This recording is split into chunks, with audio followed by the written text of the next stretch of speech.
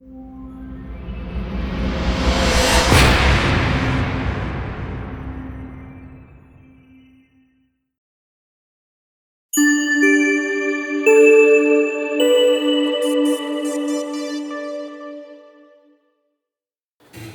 assalamualaikum warahmatullahi wabarakatuh.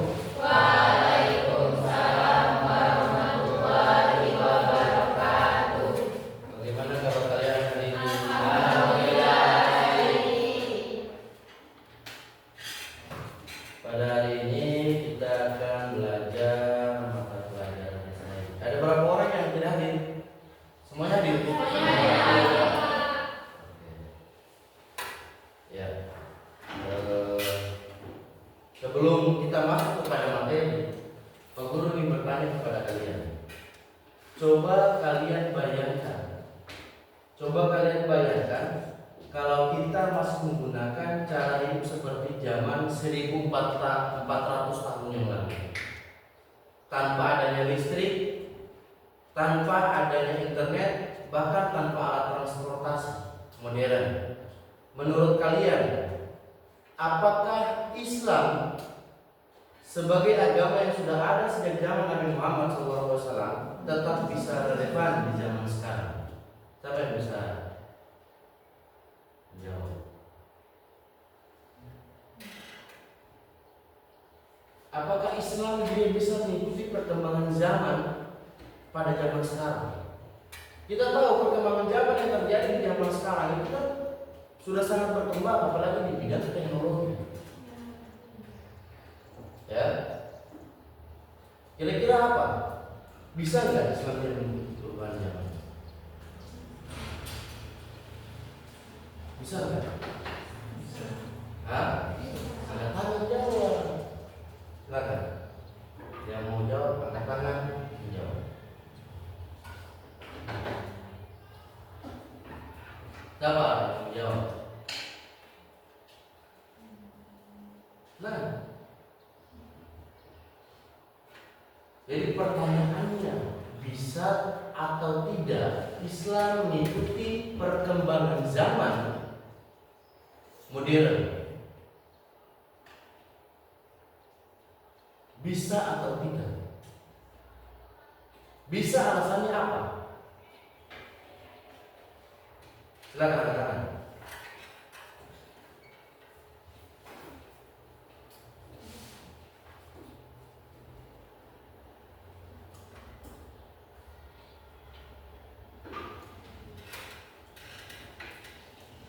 Ada nggak sih? Ada nggak yang bisa jawab? Ada kan saja, nggak usah takut salah dan lain sebagainya. Yang penting kalian bisa mengutarakan. Percaya diri saja. Siapa?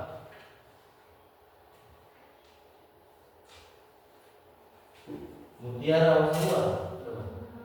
Apa? Bisa? Menurut kamu, Guru nggak mau bilang menurut Guru tidak. Menurut kalian bisa atau tidak? Sekarang kita kan sudah ada di zaman yang begitu maju kan? Islam sampai sekarang masih ada nggak? Masih. Kenapa? Berarti artinya apa? Coba satu orang. Artinya apa?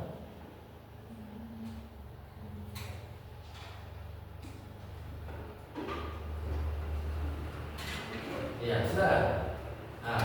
Karena Islam itu mudah, dan karena ajaran Islam tetap sama dan tidak berubah seiring berkembangnya zaman dan juga zaman modern Islam. Iya. Jadi jawabannya bisa. Kenapa bisa? Karena Islam adalah yang tadi dijelaskan, dan juga Islam adalah agama yang sempurna dan berlaku sepanjang masa.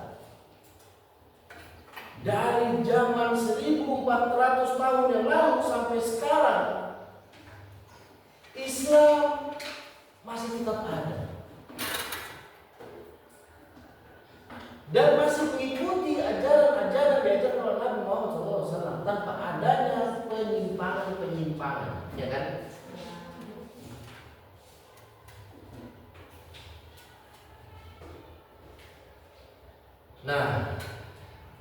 hari ini kita akan membahas tentang materi pembaharuan dalam Islam, yakni bagaimana umat Islam di berbagai zaman melakukan penyesuaian agar ajaran Islam tetap bisa dijalankan secara kontekstual dan relevan dengan perkembangan zaman yang ada, tanpa mengubah prinsip-prinsip dasar daripada Islam itu sendiri. Ya, ini adalah pengertian daripada pembaharuan Islam itu sendiri. Pembaharuan Islam adalah suatu gerakan intelektual yang menekankan pentingnya interpretasi ajaran Islam dalam menghadapi perkembangan zaman. Tadi Bapak sudah tanyakan ya. Gerakan ini bertujuan mengharmonisasikan tradisi Islam dengan realitas sosial dan ilmu pengetahuan modern. Dengan demikian, pembaharuan menjadi kunci untuk menjaga relevansi Islam dalam konteks global yang terus berubah. Dalam presentasi ini akan mengupas pengertian pembaharuan, mengenal biografi tokoh-tokoh pentingnya dalam pembaharuan Islam, serta memahami pemikiran mendalam mereka yang telah mentransformasikan cara pandang Islam terhadap agama dan kehidupan. Jadi kita akan membahas tentang pembaharuan Islam dan tokoh-tokoh pembaharuan dalam Islam itu sendiri. Jadi ada beberapa tokoh. Ada beberapa tokoh di dalamnya yang melakukan reformasi pembaharuan Islam itu sendiri. Ini adalah pengertian dan konsep dari pembaharuan Islam. Pembaharuan Islam adalah upaya kritis dan konstruktif untuk memperbaharui pemahaman ajaran Islam demi menjawab tantangan zaman. Sekarang zaman sudah berubah kan? Contohnya dalam bidang elektronik. Awalnya kita telepon menggunakan telepon rumah. Awalnya kan telepon rumah kan? Telepon rumah dia berkembang menjadi handphone, telepon genggam, ya kan? Telepon genggam yang hanya bisa mendengarkan suara, yang hanya bisa mengetikkan SMS, dia berkembang lagi. Dengan adanya BlackBerry dulu, kan? BlackBerry bisa mengirim foto-foto, kan? Berkembang lagi. Sekarang bukan hanya bisa mengirim gambar, bukan hanya bisa mengirim video, tetapi kita bisa melihat secara langsung. Itulah perkembangan zaman yang terjadi. Makanya ada tokoh-tokoh pembaharuan dalam Islam. Guna apa? Guna mengikuti tantangan perkembangan zaman yang terjadi. Ya, tujuan utama daripada pembaharuan Islam itu sendiri menjaga relevansi Islam dengan realitas sosial serta mendukung kemajuan ilmu pengetahuan dan peradaban umat. Dia akan mendukung ilmu pengetahuan dan peradaban umat Islam. Karakteristik. Jadi adanya dialog antara tradisi dan modernitas, metode ijtihad yang dinamis, dan penekanan pada rasionalitas dalam interpretasi ajaran.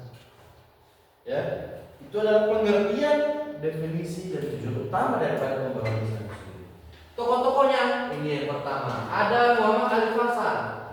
Dia ini adalah tokoh pelopor reformasi. Dan dia juga masuk dalam tokoh pembaharuan dalam Islam. Biografi singkatnya, jadi Muhammad Al-Fasal adalah seorang gubernur Mesir asal Albania yang berkuasa pada awal abad ke-19. Dikenal sebagai pembaharu militer dan administratif. Konteks kepemimpinannya, dia berperan penting dalam modernisasi Mesir melalui pembentukan angkatan militer yang kuat dan reformasi ekonomi. Pengaruhnya terhadap pembaharuan Islam. Jadi Ali Pasha ini dia dikenal sebagai seorang tokoh politik. Upayanya membuka jalan bagi reformasi sosial dan pembaharuan pemikiran keagamaan di wilayahnya. Berarti dia melakukan pembaharuan pemikiran di wilayah Mesir. Ya, karena dia adalah seorang gubernur Mesir. Ini yang pertama, ada Muhammad Al-Fasal. Yang berikutnya ada Jamaluddin Al-Afghani. Dia adalah seorang pejuang intelektual dan pemersatu umat. Jamaluddin Jamal Al-Din Al-Afghani. Profil singkatnya, Al-Afghani merupakan seorang intelektual dan aktivis politik Islam yang menekankan pentingnya persatuan umat dan kebangkitan Islam. Dia mengusung gagasan anti kolonialisme. Dia mendukung modernisasi pendidikan Islam. Dia mendorong penggunaan akal dan ilmu pengetahuan. Pengaruh pemikirannya untuk Islam apa? Al-Afghani membuka diskusi pemikiran Islam yang progresif, menentang kejumudan dan pengekangan dogmatis dan Islam. Dia mengadvokasi reformasi sosial dan politik umat, mengilhami generasi pembaru selanjutnya. Ya, jadi generasi pembaru selanjutnya itu dia akan melakukan modernisasi suatu pendidikan Islam. Ya.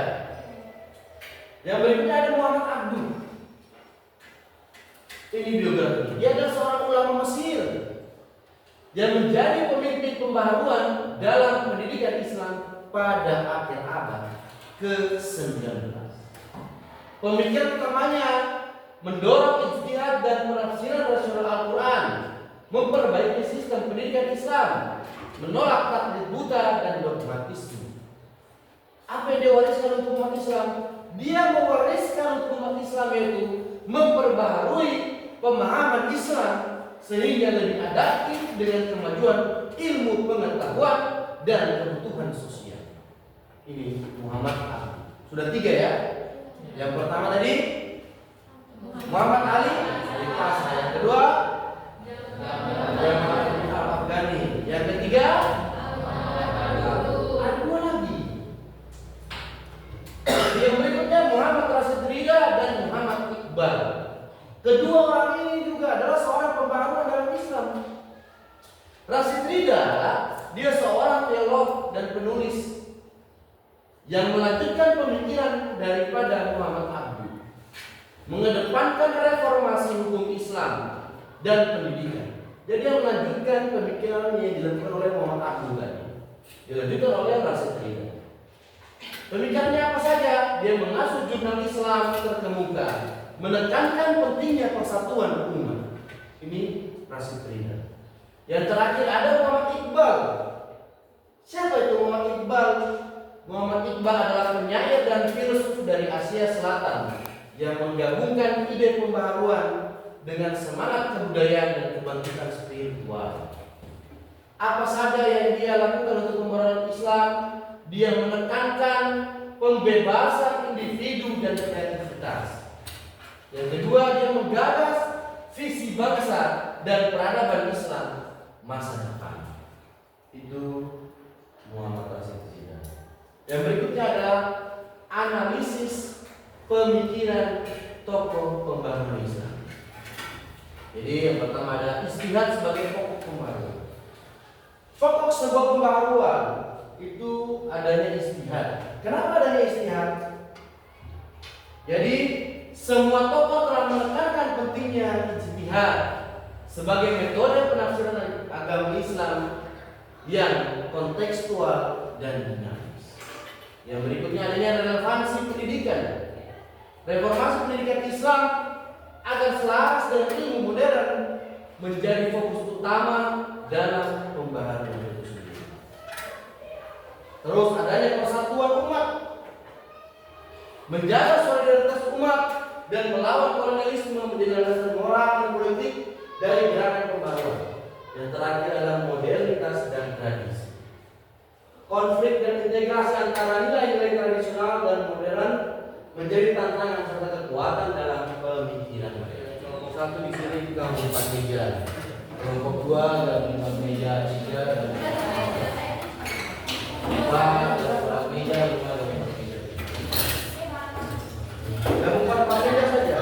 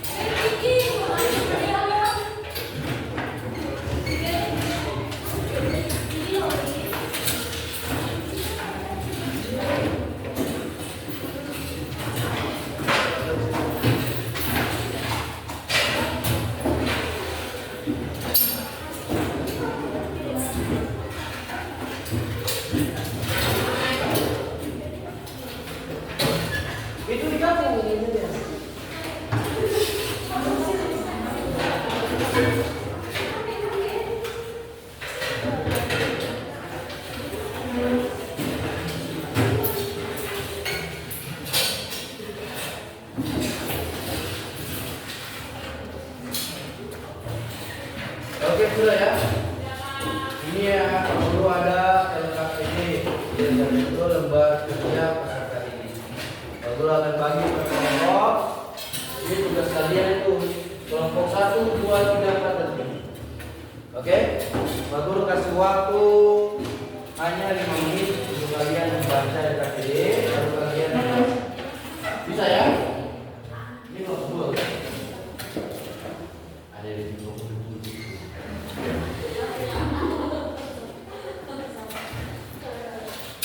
Ini kelompok 4 dan kelompok 5.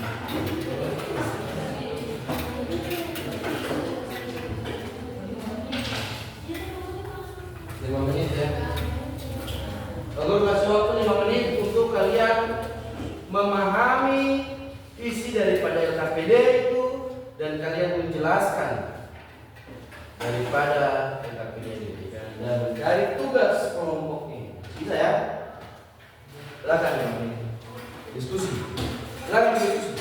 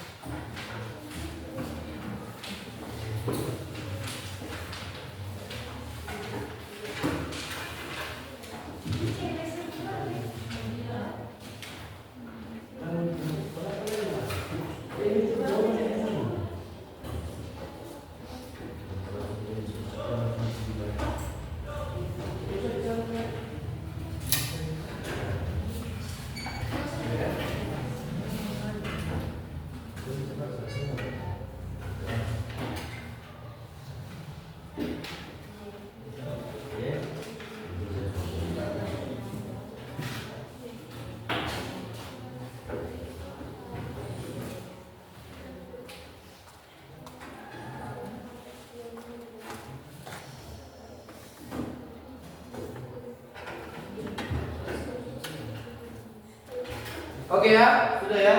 5 menit. Silakan kelompok mana yang mau presentasi dulu? Kelompok 1, 2, 3, 4, 5. Mana yang mau presentasi? Kelompok 2, silakan. Silakan kelompok 2. Silakan.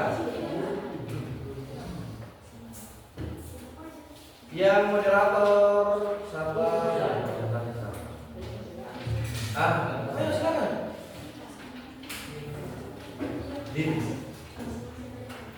Saya satu-satuan saja. Ya. Bedi.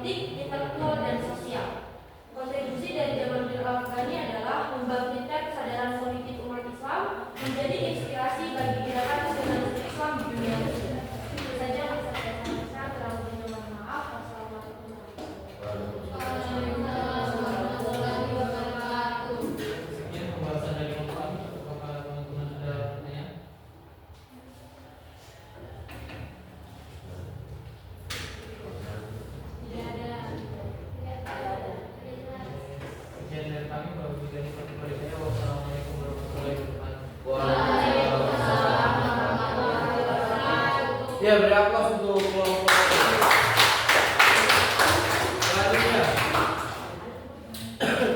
Selanjutnya, kelompok mana? Silakan. Kelompok silakan kelompok 5 kan 4, silakan. Assalamualaikum warahmatullahi wabarakatuh.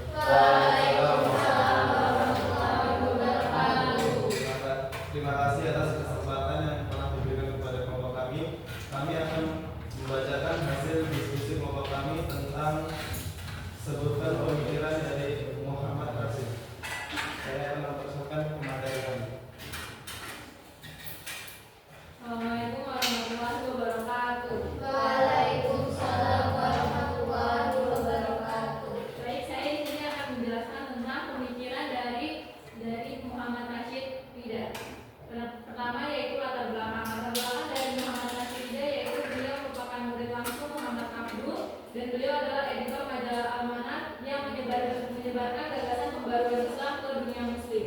Lalu pemikiran pembaruan dari Muhammad Rashid Ridha sendiri diantaranya adalah yang pertama yaitu ingin memurnikan ajaran Islam dari bid'ah dan praktik keagamaan yang tidak berdasar.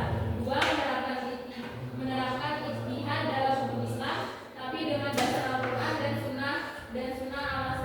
dan sunnah ala salafus salih. Tiga, mendukung pemerintahan Islam yang berdasarkan syariat tetapi bebas dari korupsi dan kediktatoran.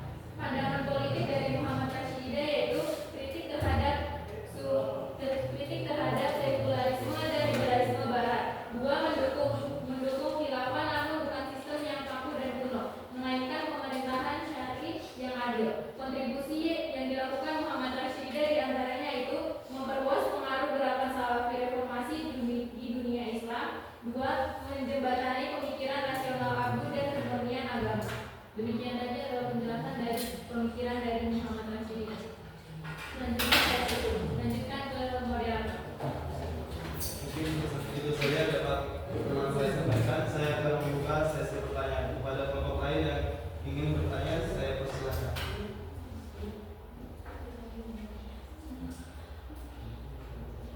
Jika tidak ada, demikianlah presentasi dari kelompok kami.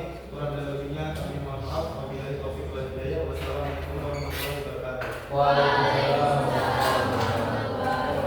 Beri aplaus dulu untuk kelompok. Ya, untuk kelompok 1, 3, dan 5 nanti minggu depan baru kita bahas ya. Karena waktu sudah cukup juga. Selanjutnya kita akan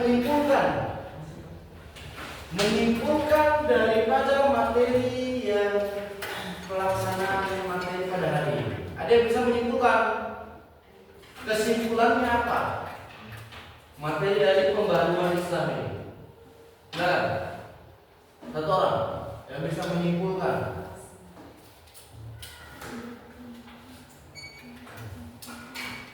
Siapa? Sofia atau siapa? Ya. Kesimpulan daripada materi pembaruan Islam itu sendiri.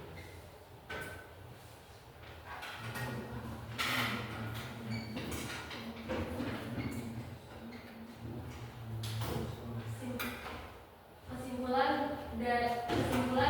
dari materi yang mau dijelaskan hari ini tentang pembaruan Islam adalah pembaruan sebagai dinamika hidup atau pembaruan Islam bukan stagnasi melainkan proses terus-menerus melibatkan rasionalitas dan praktik keagamaan.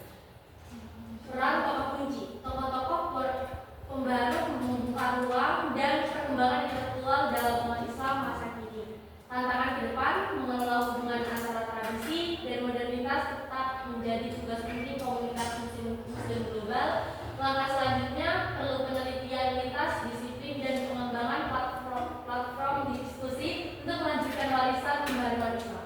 Iya. Beri aplaus dulu. Jadi kesimpulannya pada hari ini mengenai pembaruan Islam yaitu tadi yang pertama pembaharuan sebagai dinamika hidup.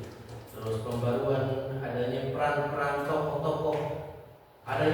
tokoh daripada pembaruan Islam. Terus adanya tantangan ke depan karena perkembangan zaman yang terjadi. Dan yang terakhir langkah selanjutnya untuk melakukan pembaharuan Islam. Ya. Jadi minggu depan kita akan berdiskusi kelompok 1, 3, dan 5. Minggu depan diskusikan. Kita akan bertemu di hari yang sama dan jam yang sama. Untuk itu apabila ada kekurangan, Pak Guru mohon maaf. Materi kita pada hari ini sampai di sini dulu. Wabillahi taufiq wal hidayah. Wassalamualaikum warahmatullahi wabarakatuh.